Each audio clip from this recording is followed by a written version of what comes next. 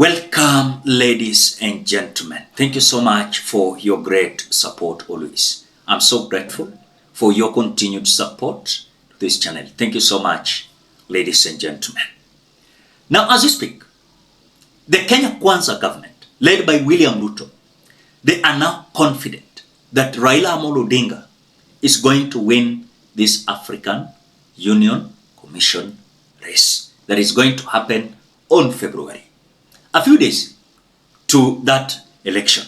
But already, I have seen close allies of William Ruto declaring that they are going to camp in Addis Ababa to ensure that Raila Odinga is going to win that race.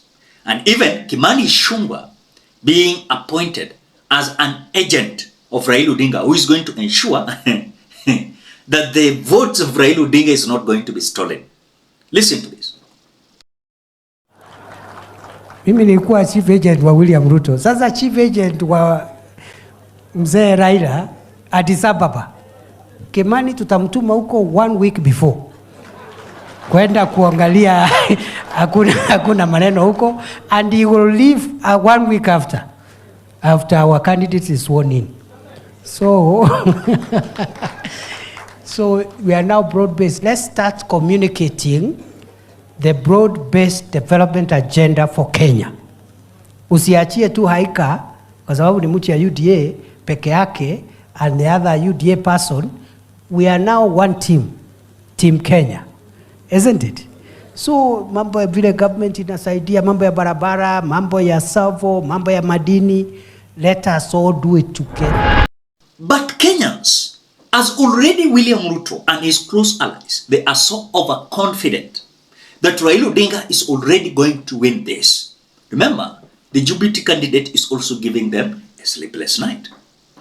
There was such kind of allegations that the JIBOUTI candidate was, of course, there was a trial or an attempt to bribe him to step down for Raila Amolo Odinga. But we are being told, according to the allegations, that JIBOUTI candidate rejected that offer. Now, as we speak, remember earlier on, we had Kenyans sending their messages to these African head of states, especially the East African ones, demanding them not to support Raila Amolo Odinga. Rather, they should support the JIBOUTI candidate, Mohamud Yusuf. But remember, you cannot ignore the social media. And remember, these African presidents, they usually also see what is happening in social media. As Kenyans stormed their emails and their numbers, demanding them not to support Raila Odinga. Remember earlier on, Musalia Mudavadi confessed that Kenyans are defeating them social media. Kenyans are defeating them social media. I want you to listen to Musalia Mudavadi. Before we continue, as you always do, ensure you like the video. When you like the video, you automatically support the work that I'm doing in this channel, because sometimes you watch and you forget liking the video. So this is just a reminder. Please, as you watch, ensure you like the video. Thank you so much for that like. Let us listen to Musalia Mudavadi. There is also the challenge around communication. I have to be honest that we are facing some challenges around communication. In plain terms, we are getting a lot of beating from the media. There's the new media, which is the social media, but also from the mainstream media, we have been taking a lot of beating.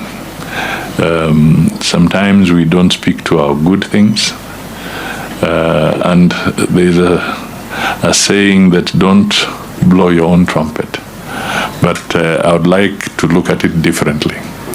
If you do not blow your own trumpet, then who will blow it for you? That is the issue. So it is important that we also package what we achieve and what we do appropriately, and let the Kenyan people know that we are doing certain things that are in the interest of this country. So now, there is a possibility of these African presidents working out on William Ruto's candidate, that is Raila Odinga. We are being told, as per the allegations, that these African presidents, as we speak, hawajaelewa. Now I understand why Raila Odinga wants to be the African Union Commission. In other words, these Kenyans who are coming out to email and call these African presidents, we are being told that these African presidents, they are being convinced that William Ruto is pushing Raila Odinga for this race so that he can have a space in the politics of the Republic of Kenya. In other words, it is political. It is political. The way the African Union Commission chair is political. In other words, William Ruto is having a mission of kicking Raila Odinga out so that he can gain the political support base of Raila Odinga for his 2027 re-election. So we are being told that African presidents, they have realized that the presentation of Raila Odinga's candidature is not with goodwill. It is just to push Raila Odinga out of the politics of the Republic of Kenya. In other words, Raila Odinga is being sent out of the political exile. Hatutaki maneno yako, wewe umetusumbua ya kutosha, wacha uende huko.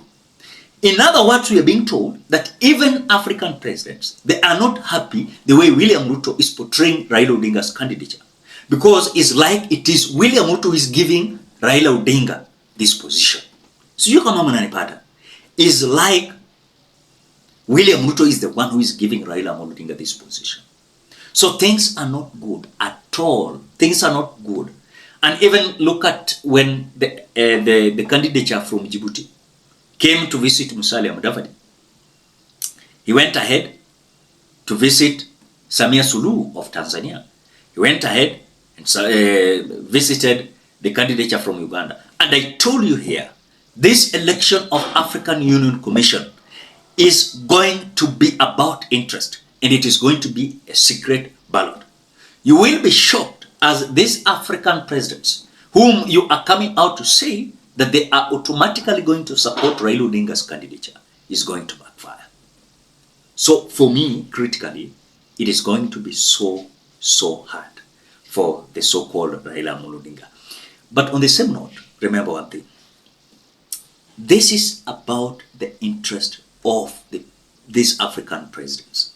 Remember, their interest is so more important than even anything. You cannot convince them on anything. As the way I illustrated about the Francophone and these Muslim majority countries, we are having Muslim majority countries that is almost 19 of them. And we are having these countries that are Francophone, 29 of them. And remember, Kenya is not a Francophone. Djibouti is a Francophone. Remember, Djibouti is also majority Muslim countries, whereas Kenya is not a Muslim majority country. So the interest there is going to be about what this person is going to do for us. Is he going to be pushed so that he can vacate for some individuals in their countries to enjoy the political base the way Raila Odinga is being pushed? Or it is with the goodwill that now this man is going to work for us? So critically, it is so hard on William Ruto, as even if he is overconfident, things are not on his side completely. It is going to be so shameful for someone from Kenya to come out to say that Raila Odinga automatically is going to win this seat. But the question I'm asking you, do you know that in Kenya, Raila Odinga has just one vote? That is for William Ruto. So you cannot say that us also we are going to vote there. We are not going to vote there. So I told you here, kupunguza hii pressure, na hata taki itakuja to February, accept the result that will come. If Raila Odinga will win, hallelujah. If Raila Odinga will lose, it's okay. We are ready to move on.